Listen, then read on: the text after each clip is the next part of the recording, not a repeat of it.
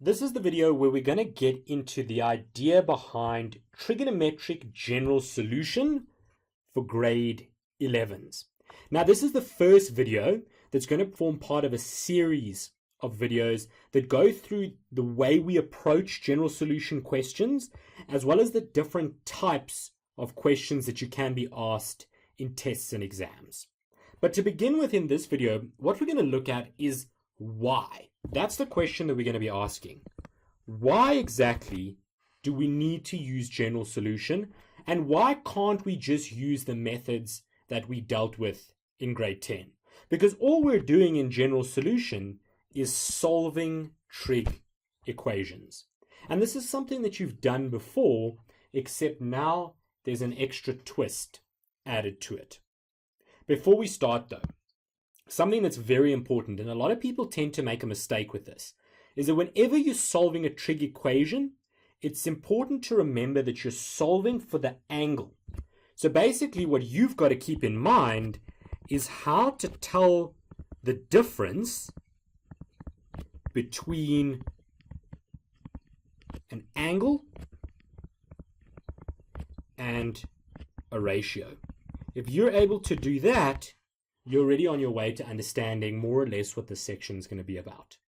So let's revise a bit of grade 10 work. Let's say I gave you this equation here, and I said to you, solve for x. You can clearly see that x over there, that's the angle. So we are solving for the angle in this equation. So it's sine x is equal to 0,5. You know that 0,5 is a half. And what we want to do is get this x by itself.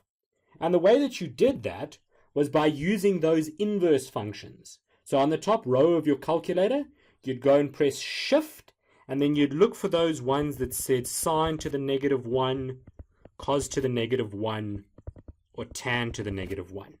These ratios here, those are our inverses. Okay, and basically you can almost think of it as we use these to move the sine over to the other side so that we can get that x by itself. So the answer to this equation would be x is equal to the inverse sine of 0,5. And if you go and plug that in your calculator, or you know your special angles, well, you'll know that comes out as 30 degrees. But in truth, even though the answer of 30 degrees is correct, there's a lot more to it. And the way that we can figure out what more there is to this, we have to go and look at a trig function. So let's do that quickly. Let's have a look at a trig function and see how it can relate back to this equation here that we were solving for. What you've got on the screen in front of you now is a sine function. So the function on the right hand side over here, that's the function y is equal to sine of x. And you'll remember how to draw these back from grade 10. Okay?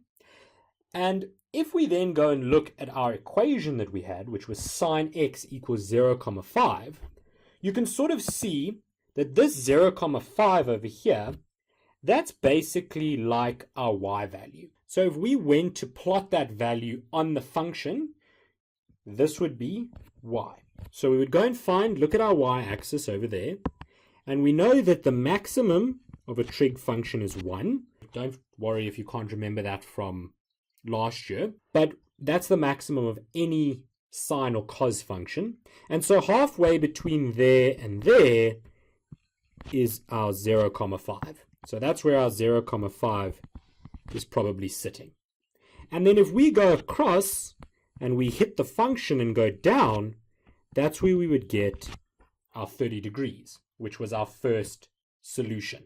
So we go across and down, and we'll remember that that was the first solution that we worked out on the previous slide. But now check if I carry on going across. Do you see how I hit the function again? So I go down a second solution over there. And if I carry on across and I hit the function again over there and I go down, I have a third solution. And if I go across again and hit it again and go down, I have a fourth solution. If I go across even more, I'll hit the function and have another solution. And it works the same if I go backwards. I'll hit the function there and have a solution. Go across and I'll hit the function there and have a solution. Again over there and over there.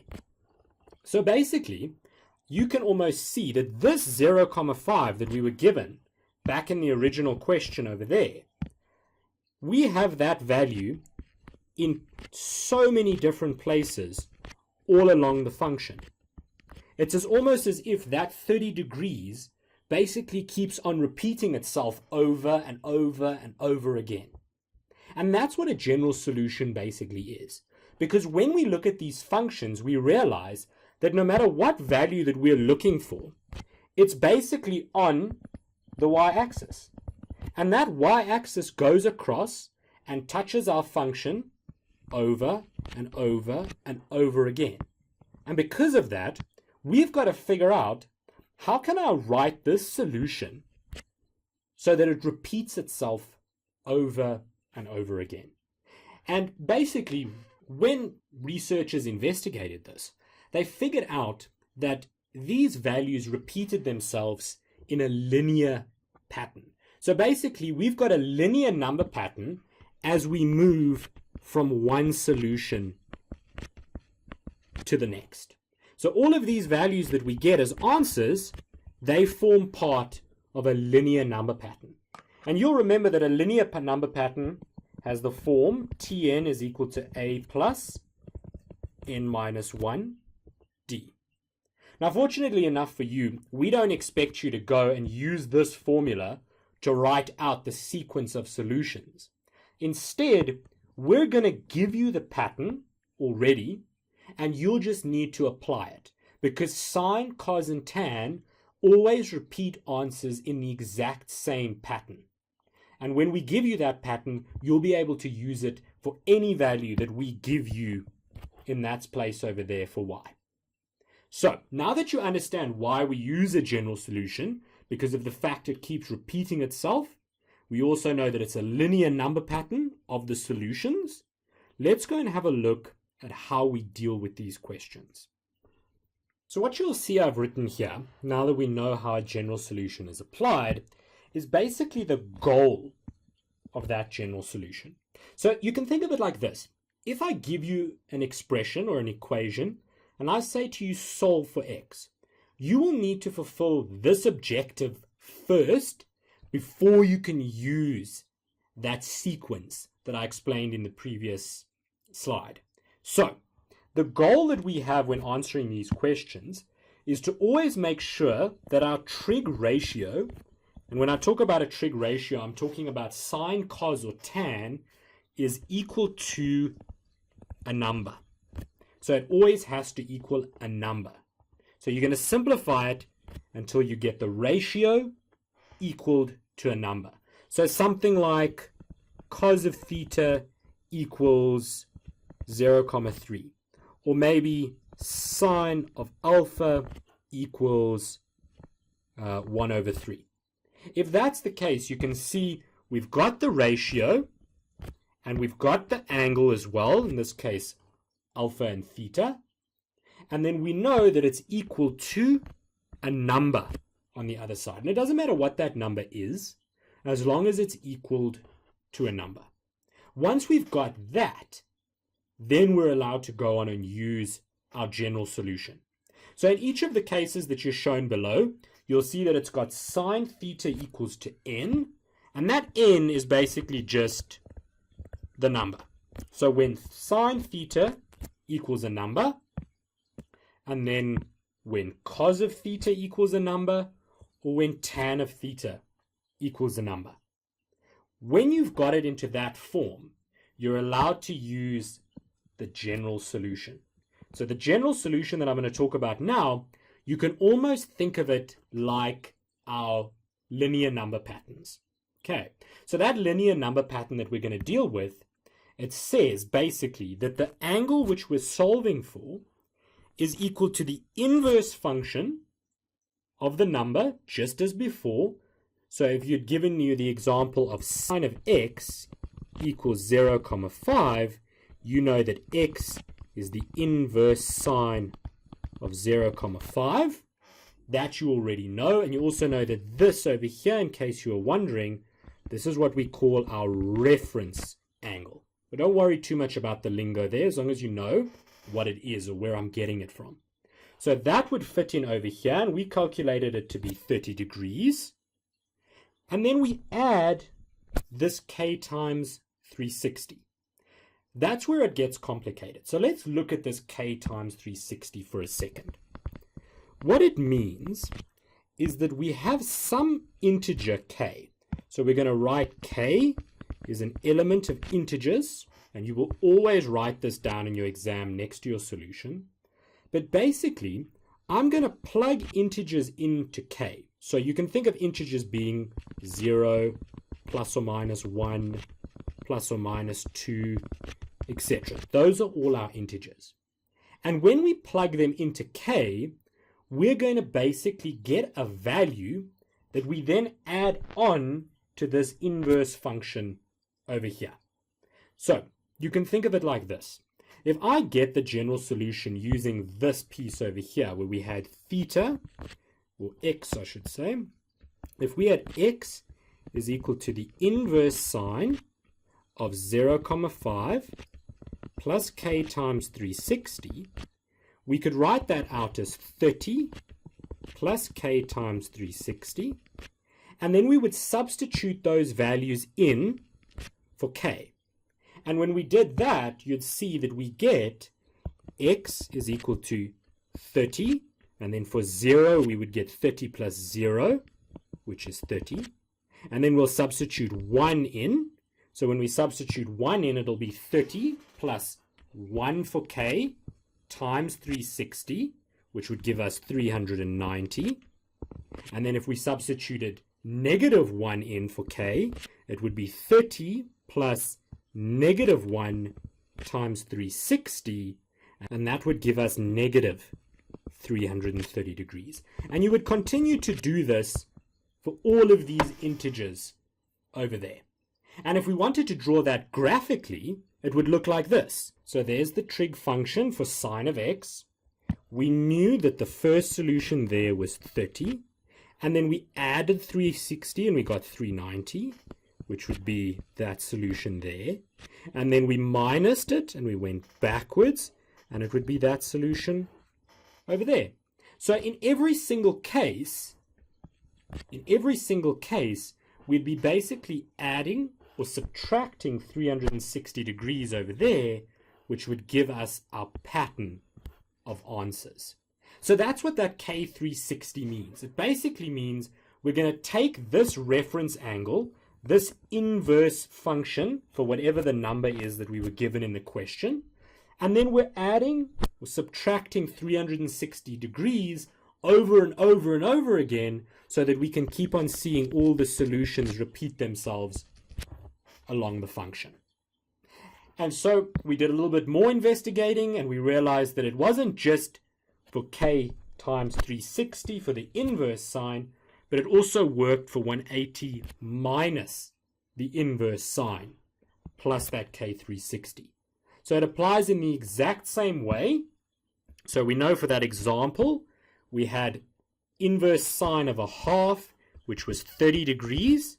So this would be 180 minus 30, which is 150, plus k times 360.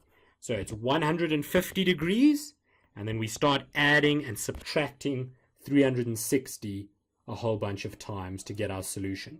And you'll remember that from looking at the function, because we had that other solution over there, and that other solution over there. And so that is how we get the general solution and how it repeats as a linear number pattern for sine. Unfortunately for you guys though, these general solution setups, these number patterns that you need to learn, where we're adding and subtracting 360 degrees, you need to learn them off by heart. So all of this information here, you need to know off by heart. Looking at cos then, you'll see that cos doesn't have the 180 minus like the sine did. Instead, it's got a plus or minus in front, and then it's plus or minus that inverse cos plus k times 360. Note as well that what we've seen so far is that both sine and cos have got two variations each. So sine has got a nice easy one, and then the 180 minus, and cos has got one with a plus and one with a minus.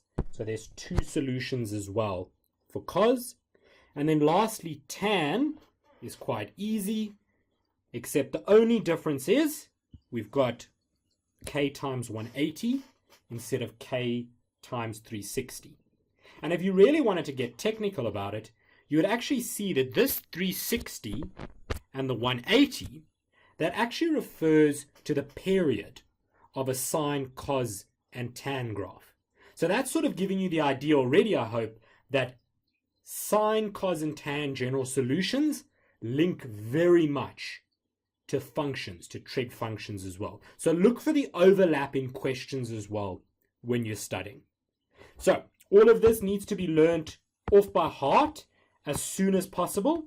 But in the beginning, what I need you to see is that you're going to be dealing with your ratio so that it becomes ratio is equal to a number. And then once it's equal to a number, you can use all of these general solutions over here, which are like number patterns, because we're adding and subtracting 360 degrees where the values repeat themselves on a function. The last bit for this video is just looking at the types of questions. Now, I can already see a lot of you, this will be an information overload in this video, but the theory part is very important. So after this video, and before you move on to the next one in the series where we're going to deal with type 1 and type 2, rather go and summarize all of this on a page for yourself. So go and write down why we need the general solutions, as well as the types of general solutions and the way we can write out the answers, where it's those linear patterns. And then when you look at the examples, you'll begin to see how I apply that idea of it being a pattern to a question. Okay, so just to give you an idea, the types of questions we get questions where we get sine of an angle equals cos of an angle, and you see that they are the same angle in both cases. We can get types where we've got the same ratio, so we've got a sine, a cos, a tan, and a tan, except in these cases, the angle is different. So for option number 1 or type number 1, you'll see we've got two different ratios, but the same angle. You can write it out as a different ratio, same angle. And then in type 2, you've got same ratio, different angle. And then in type 3, you'll see now we've got different ratios and different angles. So make sure you're getting all of these. If we've got two different ratios but the same angle, that would be regarded as type 1. And we're going to look at how to solve that in a minute. Then for the second option, we've got same ratio but different angles. We're going to look at solving those. Then what happens if we get different ratios and different angles? And then lastly, we'll look at cases where they're going to be built up as quadratic equations. So we'll need to use the quadratic formula to solve them. Or they're trinomials. So we have to use factorization to solve them. And lastly, in the fifth and final one, is where we might have to use reductions or identities first.